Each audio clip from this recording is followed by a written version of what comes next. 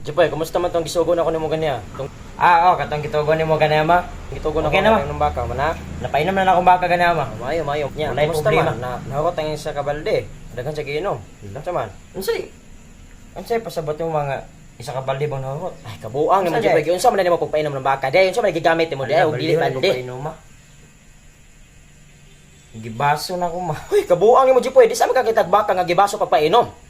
Ha? Gibaso na ko. Nabuang naman tingali ka Jipoy. Nahurot ma mga kwanto. Mga 50 tingin to ka kuan baso. Jago-hago lang ika imbes na ibalde nga sayo ato ka baso. Gani kay daghan pug ginom og tubig ang baka. Hala. Tubig. Ala ka Jipoy unsa man nagipainom nimo sa baka?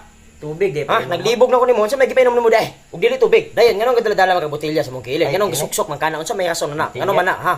Basi mabuna lang kana ko kadugayan Jipoy ba? Hala mo mao ba nimong giinom dito mo? Akong gipainom niya mo. Ay Jipoy unsa man nimong baka imbes tubig gipainom red horse man gipainom. Og mamatay ng baka, maunsa ng baka? Unsa man naman ka? Tubig di pa inom ma, abi na ko kini ipainom. Hamang baka ko. Tuwa dito man nagmaoy ma. Saon man to ma.